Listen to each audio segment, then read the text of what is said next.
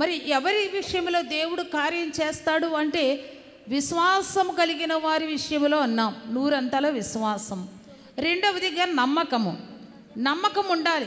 ఖచ్చితంగా దేవుడు చేస్తాడు అని నమ్మకం ఎవరిలో ఉంటుందో వారి విషయంలో తప్పకుండా అది ఎలాంటి కార్యమైనా ఆయన చేయగలడు అని చెప్పి మరి ఒకసారి మీకు మనవి చేయుచున్నాను.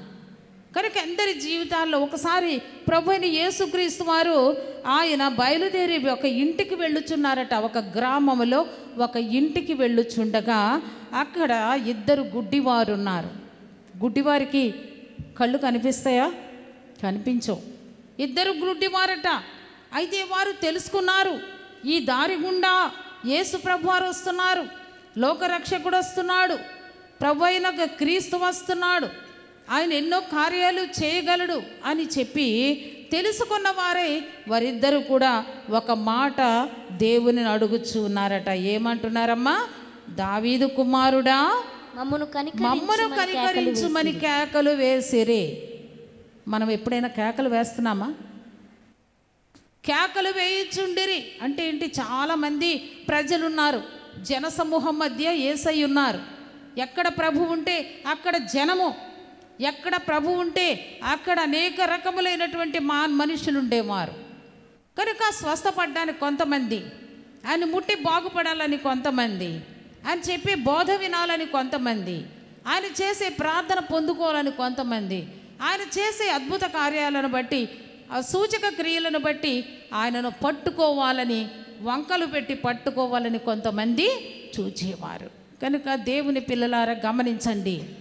కానీ మరి అలాంటి జనసమూహం మధ్య ఉన్న ప్రభు అయిన యేసుక్రీస్తు వారిని గూర్చి విని వీళ్ళిద్దరు అడుగుతున్నారు, దావీదు కుమారుడా మమ్మను కనికరించు. ఈ రోజున మన ప్రభు అయిన యేసుక్రీస్తు వారు మరి దావీదు భక్తుడు చెప్పినటువంటి ఆయన చేసిన ప్రార్థన విన్నాం కదా, ఆయన కృప నన్ను విడిచిపోలేదు.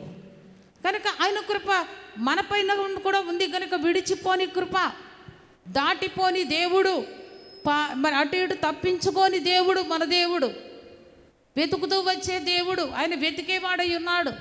అందుకే వెతకుడి మీకు దొరుకునని ఆయన్ని వెతకమంటున్నాడు.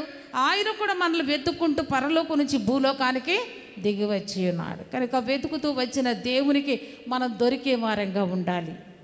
అందుకే మరి వీరు వేసిన కేకలు ఏమిటమ్మా?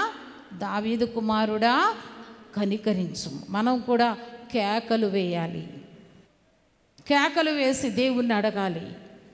ధ్యానం చేసేటప్పుడు, ప్రార్థన చేసేటప్పుడు కేకలు వేసి. కొంతమందికి పెదవులే కదలవు, కొంతమంది మౌనంగా ఉండిపోతారు.